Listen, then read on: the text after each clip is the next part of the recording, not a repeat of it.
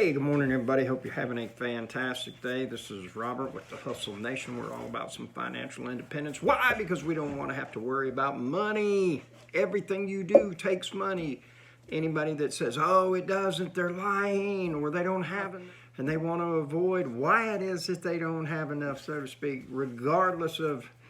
I had somebody say, well, man, somebody, you can just go out and live in the middle of the woods and everything. And I was like, well, unless you start walking butt naked, somebody's got to pay for gas to take you out there. Somebody paid for the clothes on, that you're wearing, and then the shoes that you are walking with and everything. Oh, yeah, well, I didn't think about that. Exactly. So yesterday, we get back in the trailer game. It hasn't been something that I've been pushing. I've been concentrating my efforts having to do with the real estate. That's my whole thing by doing this, is to get a point to where I've got at least $75,000 a month coming in from a residual income. That'll make payroll. That'll be a decent retirement for me.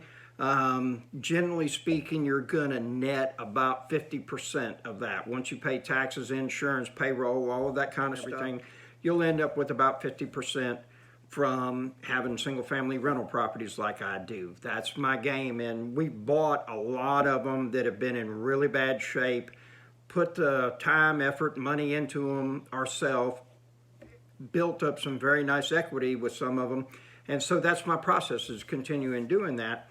And I've kind of done what they call I guess it's the BRRRR method. You buy it, rehab it, rent it, and then refinance it or get your money back out of it. That's probably going to come to a halt here soon because the capital markets are starting to get very tight with everything that we've got going on, and everybody's looking and anticipating a big housing crash coming.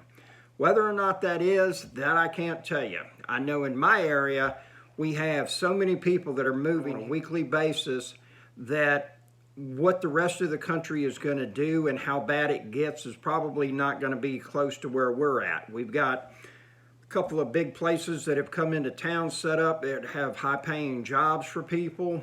That's very attractive. We've got the beaches here. It's a nice place to work. So you got a lot of people that are coming in, especially from California.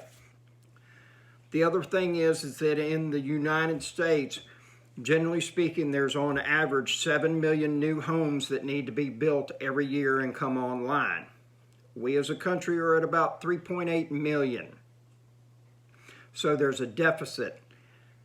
I don't see production getting ramped up 50% greater due to a number of things. One, you got a labor shortage, okay? Unfortunately, the government's paying us enough money on the couch and not go to work, so most people are doing that. There's nothing free about that money, folks. You're going to end up paying for it in the long run. Wait till summertime comes, July and August, and see how much you're paying for a gallon of gas. Second thing is, we got a material problem. We got logistics. You order a set of windows for a house now, you're 6 months out. So that means that property is sitting there for 6 months. You can get it and do anything with it. I don't make the rules, but I got to play by them. There's a number of things that are going on in this day and time that affect us all.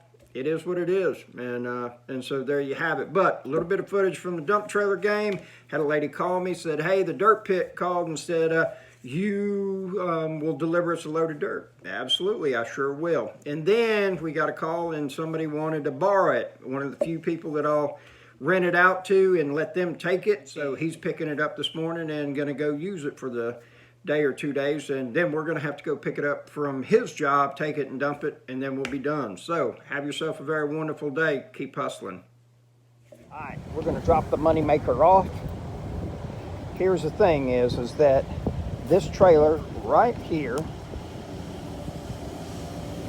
I've had about for I think a year. Okay, she's been a really good workhorse. Iron Bull's a good quality product. The steel is nice and thick. They use quality materials in the construction of the trailer and everything. And I'm gonna drop it off. And guess what? Somebody calls me and says, hey man, you got a trailer ready for tomorrow? Boom, yes I do. Another 2 Scooby-Doos. And so, that's real estate right there. It's something that I get a residual income off of, okay? And I haven't been pumping the dump trailer hustle, man. The dirt pit will tell people to call me because I've been nice to them, because these people don't need a whole dump truck load, and a dump truck load is 3 to 4 weeks out, and people, need their product, whatever, in, 0 to 5 days or whatever. And so they say, hey, give this guy a call. He can get you a small load, or he can get you quicker and everything like that. So it works out. But again, boom, there you have it. It's all about cash flow. Guy's already paid the invoice. Okay, he's coming to pick it up tomorrow. And now we need to try to find a fuel station and get a little bit of petrol. Boy, you want to talk about a moneymaker right there? Storage building. Yes, indeed. Yes, indeed. I would love to own one of those one day.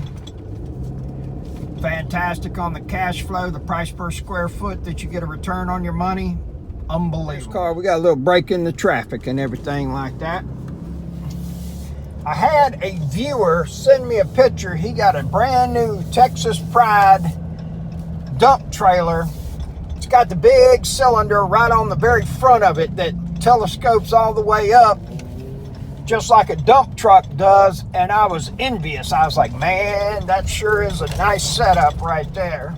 Down there you can see that street. That's where I need to get to. We could shoot straight across and everything, but we got a bunch of oncoming traffic right here, and so we're gonna have to wait for it to die down a little bit. We kind of got a problem. I have turned the wrong way. I should have gone south and I went north, so we got to get back and get turned around. Man, look at that cash flow right there. You say, what are you talking about? I'm talking about money. Money, rental properties. That's what I'm saying. Mobile homes are usually great cash cows. Here we are at the dump pit, or actually the dirt pit. They got all kinds of stuff going on down there. They crush concrete, recycle it. That right there is some fill dirt for if you're doing a foundation or whatnot. And then we got some masonry sand that we're going to be picking up. They got all kinds of stuff going on over here.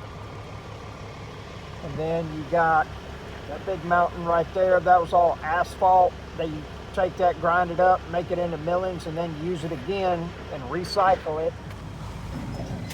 Got to get some air in that tire. We got air in the tire. We're rolling. Something very important. The people that you come in contact with that help you make money, always be very nice to them, okay? That guy back there on that loader, I know his first name and that's about it. However, I've always said thank you, always been courteous, never got sideways with him, and generally speaking, I get loaded up pretty quickly. I've seen people come in, be a Turk, be a complete ass about things, not nice about the way they treated. And so what ends up happening is, as you can imagine, people aren't very happy to see people that treat them badly, period. And they're not going to remember what it is that you exactly said or what you did. People are always going to remember how you made them feel. And how you make someone feel is much more important than exactly what it is that you do. Trust me on this, okay? This is extremely important. Now, I had a lady that called me. Actually, we're going to start this out. 3 weeks ago, I've got a lead on a roof that I have to go, and I don't have to, but I got the lead, so I run it. Call the lady.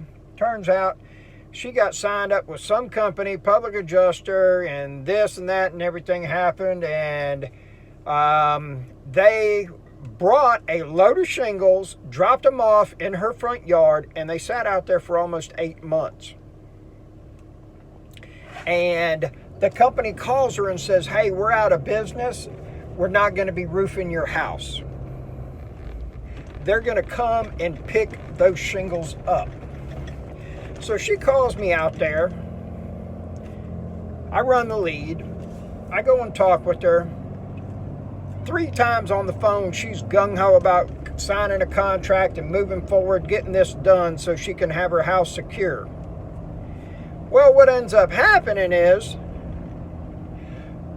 once we get to the point of her actually starting to sign and I pull the contract out, whoo, she puts the brakes on. And then she gets to telling me about how her brother just died.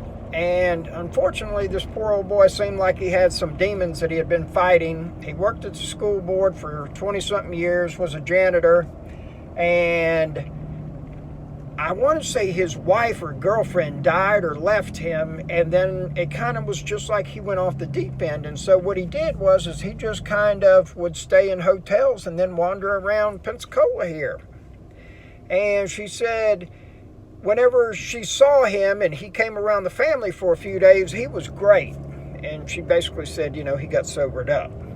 And she said, unfortunately, though, he'd be out there hanging out on the corner in the liquor store and, these kind of places and hanging around all them people that do that kind of stuff. And before you knew it, he was back on it and not doing real well. And so she gets a call from the city coroner. Are you related to this person? Yes, I am. Okay, we found him dead. And apparently he died on the street. Don't know if it was overdose, stroke, heart attack, what. But unfortunately, the poor lady had to bury her brother. She's telling me all this and tearing up heavily. And she said, can I just call you back? And I said, sure, not a problem. There's no sense in starting to try to beat somebody up or keep on moving around to get them to sign or anything of that nature. And what I have found is that, if you treat them badly, they're going to remember it after the interaction. And it's real hard for you to make somebody feel bad and then continue to do business with you. So at that point, I just said, sure. I kind of wrote it off. 2 weeks later, she calls me, hey, I'm ready to sign. Got everything in line, got my brother taken care of and everything, and I'm ready to do that. I was like, okay. So I went over there this morning.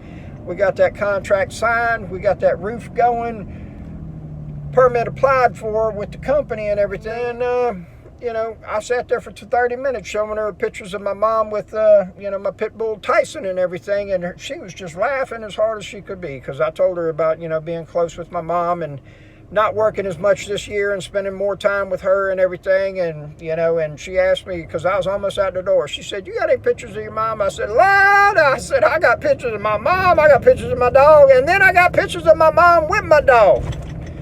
And you got to understand, Mom is a big fan of large dogs, and so she wasn't sure how Tyson would take to her when she first met him. So that first time she comes over and everything, they kind of hit it off and whatnot. She's still like, Robert, that's a big dog. That's a big dog. And I'm like, it is. I come home one day. She is laying in the bed, sitting up, reading a book with that dog right beside her, feeding him wheat thin crackers one at a time. And he would take them so gently out of her hand, wouldn't even take the whole cracker in one gulp or anything like that. He would just take it, and as soon as I walked in, they both looked at me like I was crazy because I just looked at them and just shook my head in disbelief. And they were like, what? What's the problem here, Dad? When I thought, no more, they pull me back. Y'all see what I see behind me? That's what we call a dump trailer. We're back doing the dump trailer hustle. We got a load of masonry sand that we got to drop to a customer. It's going to be about 2 hours total, charging them $125. They pay for the sand. Boom, there you have it. And, it gives us a little, we'll go get a steak dinner. Yeah.